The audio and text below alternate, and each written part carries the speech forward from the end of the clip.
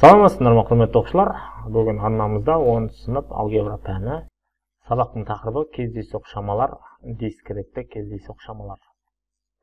Бүгінгі сабаққа сай оқу мақсаттары кездейсоқ шаманың не екенін түсіну және кездейсоқ шамаларға мысалдар келтіру, дискретті және үзіліссіз кездейсоқ шамалардың анықтамаларын білу және оларды ажырата алу, кейбір дискретті кездейсоқ шамалардың үлестірім заңын кестесін құру. Олай болса, сабағымызды бастасақ. Анықтама тәжірибе нәтижесінде бірнеше мәндердің бірін қабылдайтын шама кездейсоқ шама деп аталады. Және бұл мәндердің қайсысын қабылдайтынын алдын ала білу мүмкін емес. Кездейсоқ шаманың екі түрі бар: дискретті және үзіліссіз үлестірілген кездейсоқ шамалар. Дискретті кездейсоқ шамалар тек белгілі бір мәнді қабылдайды. Мысал, тиын 6 рет лақтырылсын. Тиынның елтаңба жағы мүлдем түспеуі мүмкін. Немесе 1 рет, 2 рет, 3 рет, 4 рет, 5 рет, 6 рет түсуі мүмкін. Сондықтан елтаңба жағымен түсу саны 0, 1, 2, 3, 4, 5, 6 кездейсоқ шама болады. Яғни 7 жағдай болады кездейсоқ шама. Қараңыз. Елтаңба жағымен біріншісінде түсу мүмкін, екіншісінде түсу мүмкін, үшіншісінде де, төртіншісінде, алтауында да елтаңба жағымен түседі, біреуінде сан жағымен түсіп қалады. Сондықтан 7 кездейсоқ шама болады. Және оны x деп белгілейік. X кездейсоқ шаманың бір-бірінен оқшау мәндер қабылдайды. Және оларды нөмірлеуге болады.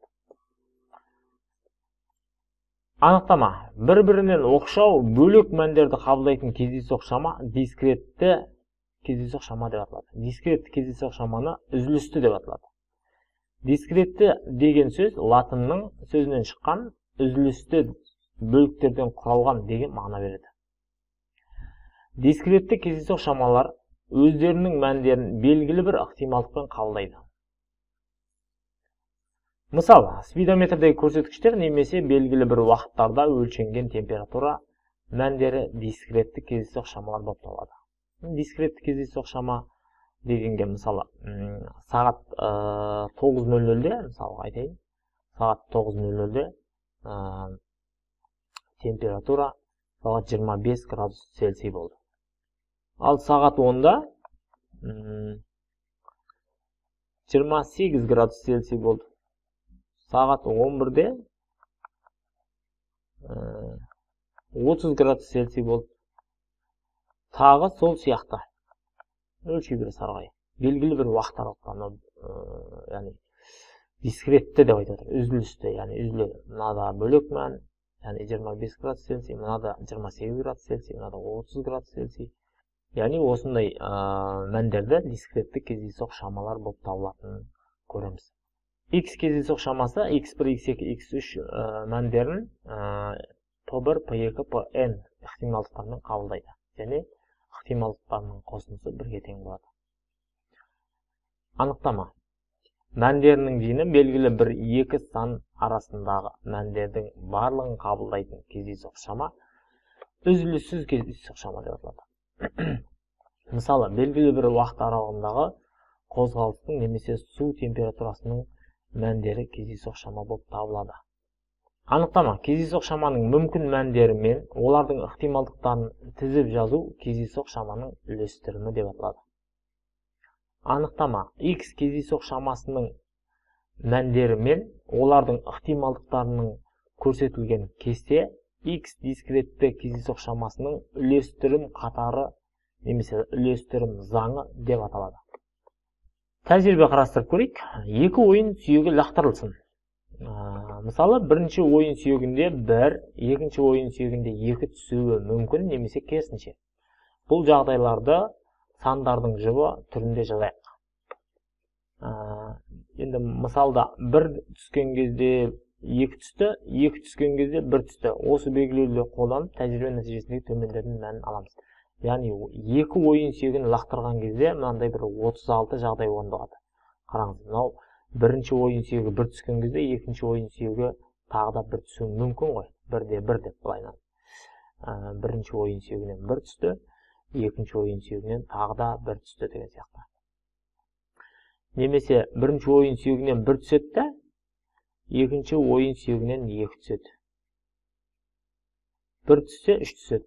1 түссе 4 түседі деген сияқты. Солай. 2 түскен кезде 1 түсуі мүмкін.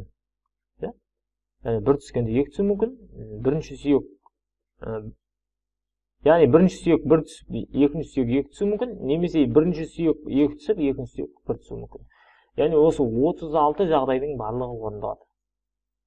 Енді осы 36 жағдайдың ең кіші мәні 1 қосу 1 болады. Тең 2. 2 болатын жағдай. Ең үлкен мәні 6-ға 6-ны қосқанға тең. Ойын сүйегіндегі түскен сандардың қосындысының ең үлкен мәні 12-ге тең. 2-ге тең болуы мүмкін, екеуінің қосындысы 3-ге тең болатын жағдайлар бар, 4-ге тең болатын жағдайлар бар. 4-ге тең болатын жағдайлар мысалға 2-де 2 түскен кезде 2-ге қосылады. 3-те 1 түскен жағдай мысалы 4 болатқан жағдай. Одан кейін 1-де 3 түскен жағдай болады. Яғни 4 болатын 3 жағдай бар екен. Яғни мәндерінің қосындысы 9 болатын сандар, ол 5 түскенде 4 түсуі мүмкін, 4 түссе бірінші сүйек 4 түссе, екінші сүйек 5 түсуі мүмкін. Немесе 3 түскен кезде 6 түсуі мүмкін, 6 түссе 3 түсуі мүмкін. Енді 7 деген сан жоқ, ойын сүйегінде 7 түссе 2 түсті деген болмайды, әрине. Яғни 9 болған кезде 4 жағдай болады екен. Басқа жағдай бар ма? Басқа жағдай жоқ қой. Демек, 2 ойын сүйегін сандарының қосындысы 2 болады, 3 болады, 4 болады, 5 болады, 6 болады, 7 болады, 8 болады, 9 болады, 10 болады, 11 болады, 12 болады. Яғни x кездейсоқ шамасы осы мәндердің бірін қабылдайды. 2 ойын сүйегін лақтырып көріңіз.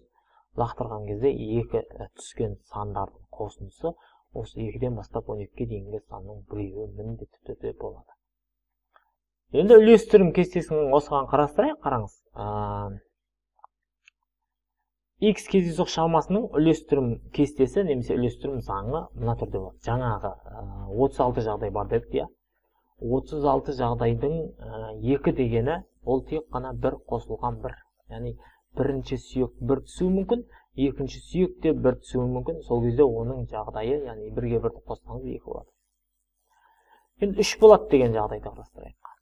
Екеуінің қосындысы 3 болатын, ол 1 болған кезде 2 болады. Немесе 2 болған кезде 1 болады.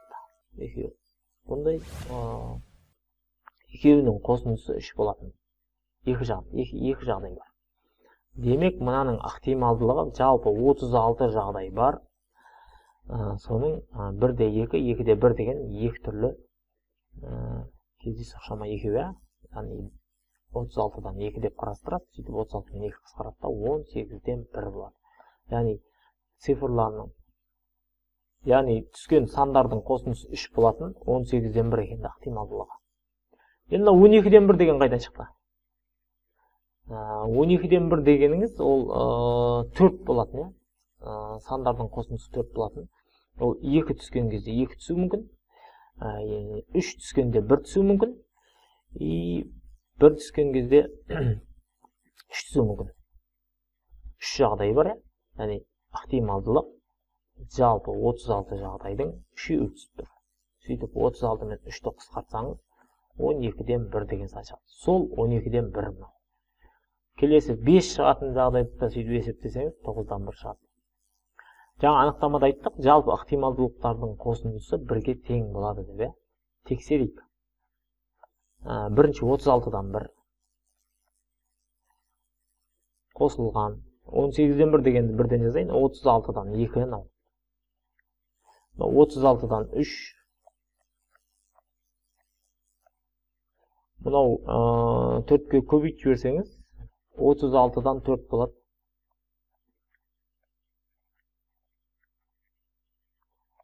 36-дан 5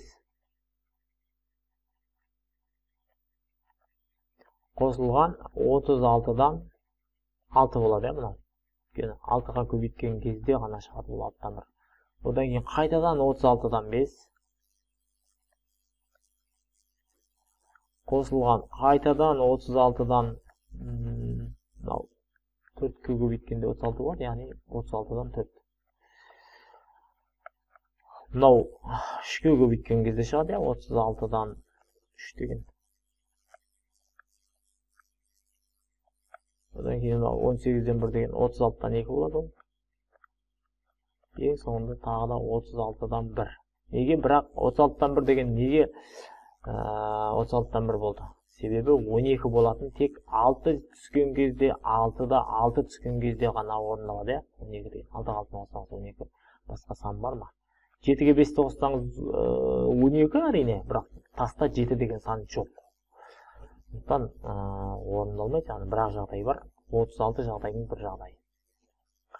Барлығына ортақ бөлім 36-дан берсеңіз, ауызша қосшы, 1-ге 2 қоссақ 3, 3-ге 3 қоссақ 6, 6-ға 4 қоссақ 10, 15, оған 5 қоссаңыз, одан кейін 21, 26, 30, 33, 34, 35, мен 36. 36-ны 36-ға бөлсеңіз 1 болады. Жалпы ықтималдықтарының қосындысы 1-ге тең деп айтқанбыз жаңа жоғарыда анықтамада. Енді мысал, екі ойын сүйегін лақтырғанда түскен ұпайлардың ықтималдылықтарының үлестірім көпбұрышы кескінділеген, жалпы үлестірім көпбұрыш деп айтылады, немесе үлестірім полигон деп айтылады. Полигон деген сөзбен көпбұрыш, үлестірім көпбұрышы мен үлестірім полигоны деген сөз бір сөз, қараңыз. 36-дан 1 деген шығып тұр, көрдіңіз ба, 2 болған кезде. Мына 1 неге 1-де орындалмай жатыр? Өйткені сандардың қосындысы 1 болатын жоқ. Яғни 2 санның қосындысы. Мына бірінші сан 1 түскенмен, екінші сан 0 деген жоқ қой, 0 деген. 0-ге 1-ді қоссаңыз 1 болады әрине. Бірақ 0 деген таста жоқ болғандықтан, ол мына 1-де болмайды тұр.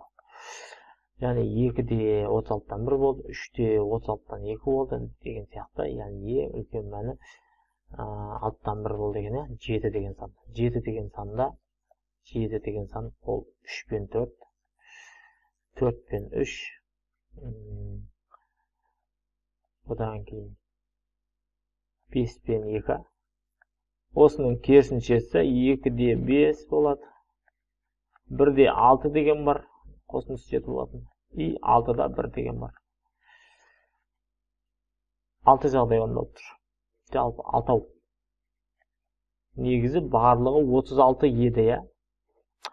Барлығы 36 еді, соның 6-ау орындалып тұр. 6 мен 36 қысқарып, 6-дан 1 деген сан шығады. Сол 6-дан 1 7 болған кезде. Цифрлардың қосындысы 7. Сандардың қосындысы 7 болған. Міне жаңағы үлестірім көпбұрышы деген мынау болды. Үлестірім гистограммасы деген мынау болады. Үлестірім көпбұрышы, үлестірім гистограммасы. Ал сабақ түсінікті деп ойлаймын. Арғы есептер шығарсақ. Мектеп баспасы 52-де екінші есеп. X кездейсоқ шамасының үлестірім заңын анықтайтын кестені толтырыңдар. Кесте бізге дайын беріп қойған. Ықтималдылықтарының қосындысы бізге нені береді? 1-ді береді дедім мен, барлығының қосындысы 1 шығу керек. Демек, ықтималдылық 3-ті қойған кездегі ықтималдылық 21, ықтималдылық 30, ықтималдылық 50.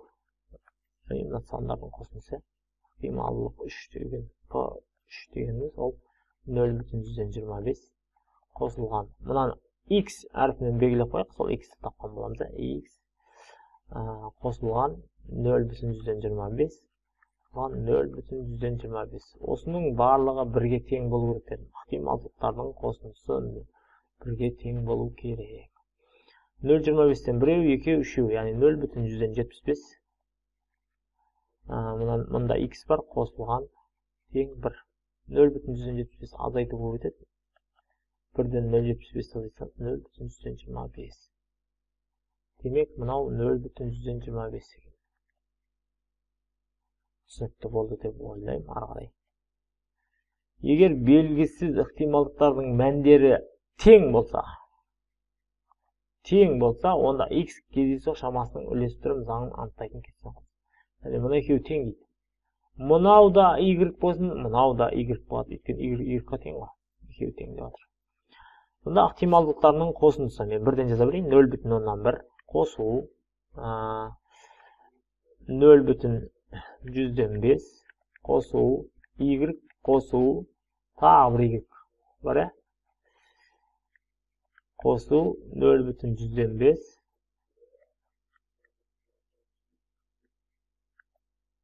қосу 0,1. Осының бәрі бірге тең болады. Осы жерден y табамыз. 2y тең 1 азайту 0,1-ге 0,1 қоссаңыз 0,2, және 0,3 болады. Ол 0,3 азайту өтеді. 0,3 деген мына цифрлардың қосындысы. Сонымен 2y тең болады 0,3. 1-ден 0,3-ті азайтсақ 0,7 шығады. Демек, y-тің мәні болады 0,7-ні 2-ге бөлсек 0,135 болады. Мынау да 0,135 екен, мынау да 0,135 екен. Жауабы y-тің 0,135 болады екен. Мына жерде 135, мына жерде 135. Барлығын қосындысы бірге тең, қайталап айтамын. Ықтималдылықтардың қосындысы бірге тең. Номер 52-де 5, қорапта 4 ақ, 3 қара шар бар. Қораптан ақ шар шыққанша, мына бір жерге дикциясы, яғни мына бір жерге мәтінге мән беріңіз. Ақ шар шыққанша бір-бірден кезекпен шарлар алынды.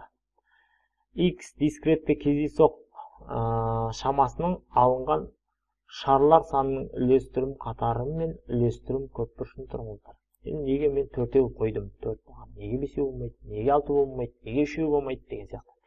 Енді мына бір жерде ақ шар шыққанша деп жатыр. Қара шар 3-еу, 3 қара шар шығып, 4-ішінде міндетті түрде ақ шар шығатынын білесіз. Бірінші. Так, мынаны 1 дейік, 2 дейік, 3 дейік, 4 дейік. Бірінші, бірден ақ шар шығып кетуі мүмкін ғой. Жалпы шарлардың саны, ақ шарлардың санын жалпы шарлар санына бөлеміз. Ақ шарлар бізде 4-еу, яғни 4-тен 7 шығады екен. 4-тен 7. Екінші, ақ шар бір дестен шықпайды, бірінші қара шар шығып, одан кейін ақ шығуы мүмкін ғой. Сондықтан оның ықтималдылығы қара шардың ықтималдылығы жалпы шарлар саны 7-еу, қара шарлар саны 3-еу. Көбейту, жалпы шарлар 7-еу еді, 6-ау қалды, біреу кеміп. Екіншісі ақ шығады. Ақтың саны 4-ке тең. Қысқарап, 2 қалады, 2-ні 4 көрсеңіз 2. Демек, ол 7-ден 2 болады екен.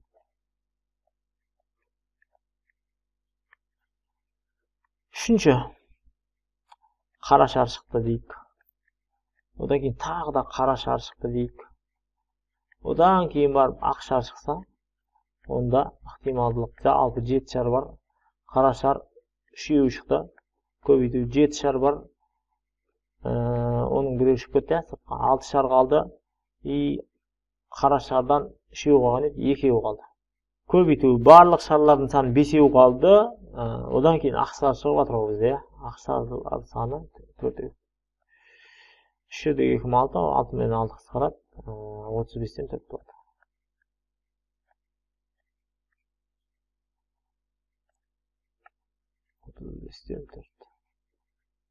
Төртінші, қара шар. Одан кейін қара. Одан кейін тағы да қара. Одан кейін ақ түссін. Қара шарлардың ықтималдылығын есептейік. Қара шарлар жалпы 7 шардың 3-еуі қара, көбейтілген, тағы да қара шыққан болып тұр. Ол 6 шардың 2-еуі қалды. Одан біреу шығып кетті, одан біреу шығып кетті.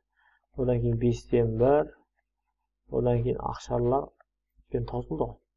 3-де 2 6, 6 мен 6 қысқарады, 35-тен 1. Бірге 35-тен 1 болғанбыз. Осының барлығын қосындысы бір шығу керек. Тексерейік. Біріншісі бізде 7-ден 4. Қосылған. Екіншісі бізде 7-ден 2. Қосылған 7-ден 2-ден кейін 35-тен 4.